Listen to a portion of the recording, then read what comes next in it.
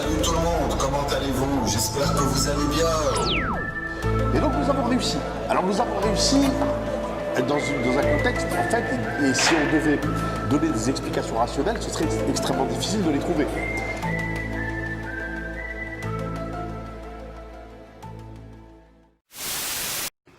Tout à l'heure, je reçois des messages, là, vers midi marocaine, 14h française et tout, de 2-3 personnes qui m'écrivent, une personne qui m'appelle pour me dire, ouais, à ce qui paraît, t'es en garde à vue.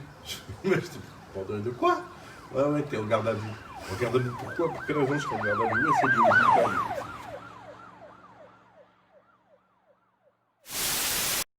Va dormir. Allez, va dormir. Allez, tu vas dormir. Hein? Pourquoi tu dors pas? Tu penses à l'argent? Bonjour les amis, l'heure est grave. Alors que Karim semble avoir des problèmes avec la justice, certains investisseurs sont tout simplement dans l'impossibilité de revendre leurs zines. En effet, un honnête zineur s'est vu bloquer sa wallet sur Bbox après une demande de l'équipe auprès de la plateforme.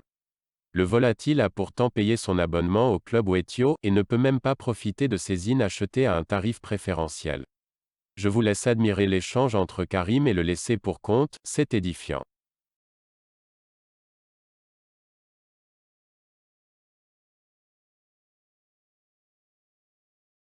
C'est incroyable. L'équipe Zinecoin bloque vos zines si vous essayez de vendre, mais par contre rien n'a été fait concernant les wallets qui ont été hackés. Ils auraient pu demander à Bbox de bloquer les wallets des pirates, celles-ci sont facilement identifiables, mais il semblerait que l'équipe réserve cette technique aux honnêtes investisseurs.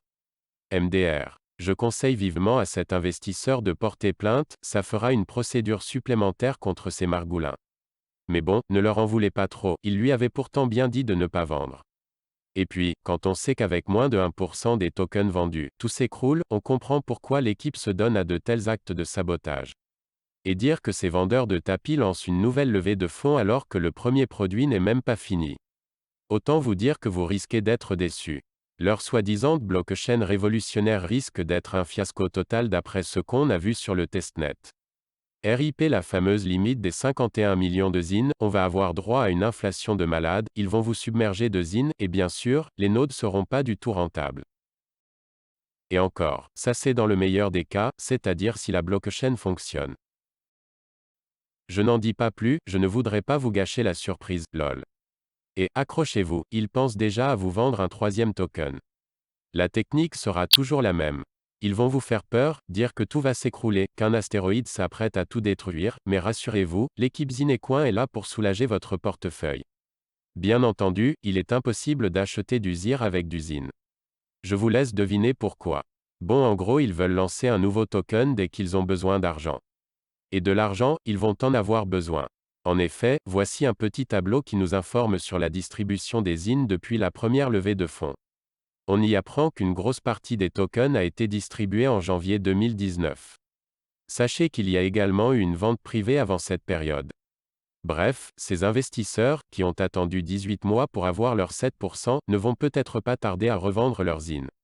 Un peu plus tard, les influenceurs comme Jim ou Diodo vont également pouvoir disposer de leurs tokens si l'équipe le leur permet.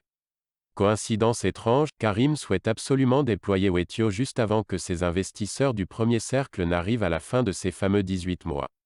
On comprend pourquoi les zines de Aidax seront remboursées sur la blockchain Wetio.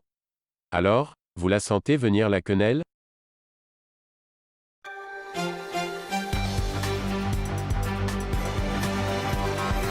Oh là là, attention, c'est le flash spécial. Ce cafard de Karim s'amuse à sortir l'éléphant handicapé sans prévenir, et pour enfoncer le clou, il annonce une vidéo à 19h lui aussi. J'avais pourtant réservé ce créneau auprès de l'INPI.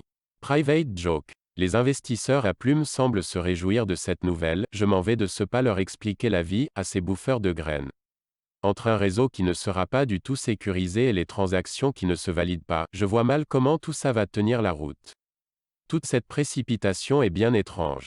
Mais qu'est-ce qui pousse donc Karim à vouloir sortir le pachyderme de sa couveuse de manière si prématurée? Ok, regardons du côté du testnet pour nous faire une idée. Côté sécurité, il faut 150 masternodes d'après la doc, et il n'y en a que 8 actuellement. On dirait que Karim a déjà oublié les fameux pirates.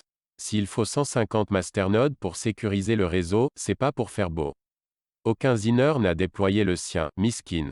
On a donc l'équipe de Marrakech qui contrôle l'ensemble des nodes, c'est pire qu'une attaque de type 51%. Aucune décentralisation, aucun client, la pire blockchain jamais créée. Vis-à-vis des investisseurs, c'est tout simplement inadmissible de sortir un produit pareil. Bon, maintenant regardons du côté des transactions. Eh bien ça fait déjà plusieurs heures que certaines ne passent pas, comme vous pouvez le voir sur cette capture. Quelqu'un peut m'expliquer quel est l'intérêt d'avoir une monnaie qui ne s'échange pas?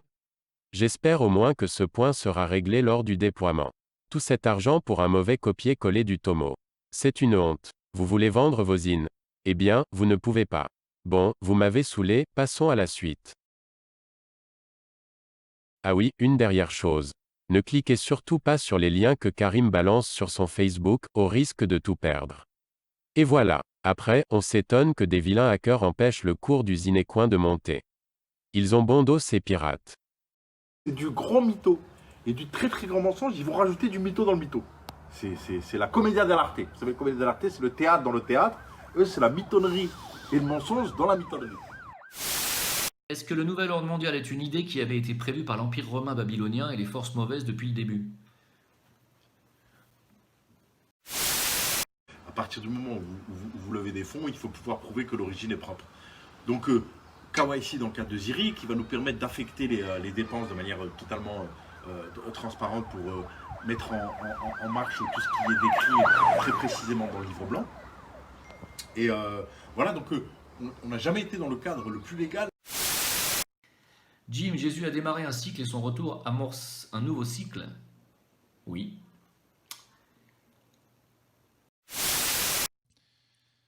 Alors Swen, qu'est-ce que j'ai loupé? Bah t'as rien loupé finalement, parce que j'étais en train de dire des banalités, mais que je vais redire juste après.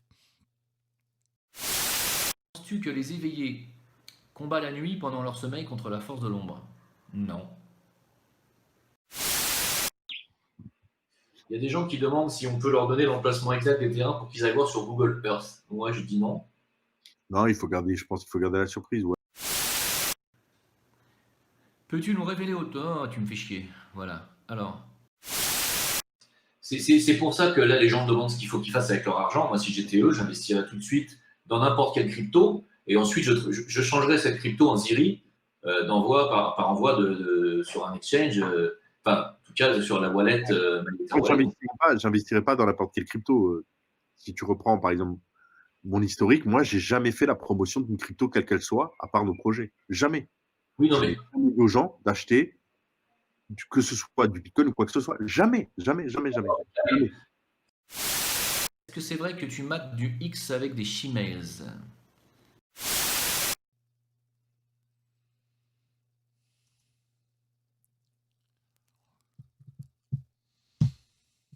Non mais si c'est pour parler de conneries sur le chat, franchement les mecs, arrêtez. Hein. Là ça me saoule, hein. Franchement ça me saoule. Hein. Arrêtez avec ça quoi. Ok? Est-ce que ce serait pas une solution de revendiquer notre être souverain?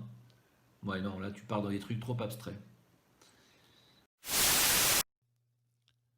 Et les modérateurs, vous allez ban. Vous bannez, allez, virez-les, virez-les.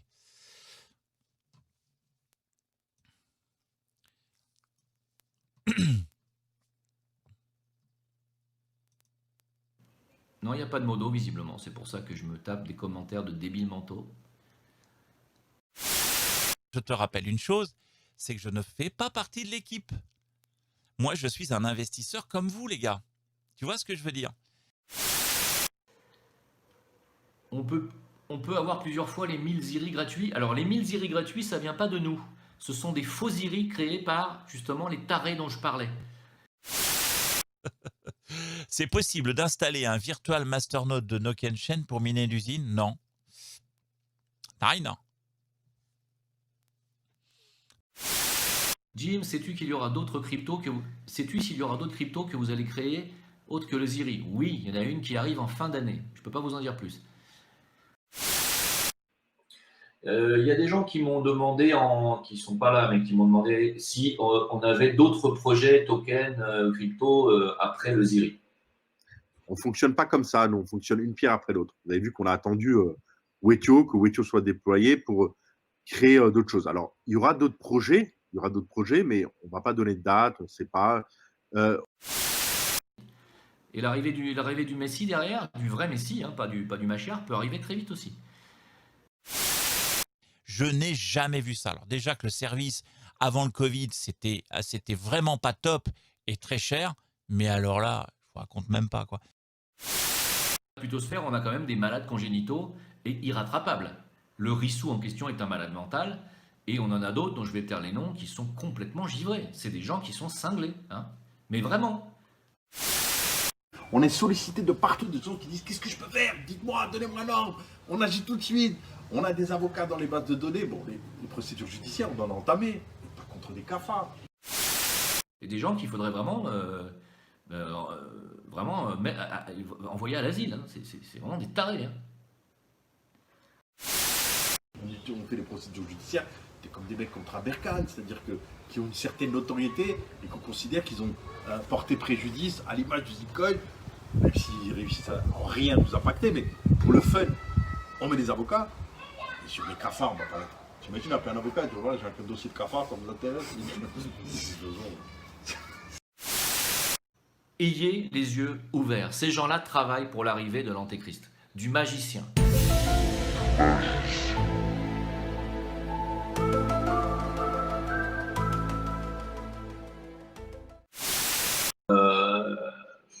Est-ce qu'un partenariat avec NoKenChain est possible? On n'a jamais parlé de ça. Hein. Ah, non. C'est catastrophique. Catastrophique. Ouais, bon, bref, voilà. Pas m'étendre là-dessus parce qu'il y aurait tant à dire.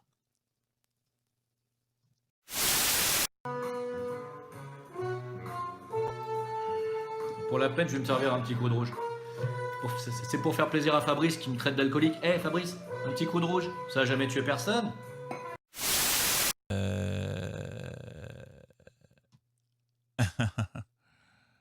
Ouais, bah oui. On va se rencontrer forcément, à un moment donné ou un autre. On finira par se voir. Sans déconner, je ferai une vidéo avec en slip, je vous assure. Hein, comme je sais que ça n'arrivera jamais, je risque rien. Je suis pas obligé de faire un régime du coup. Du magicien.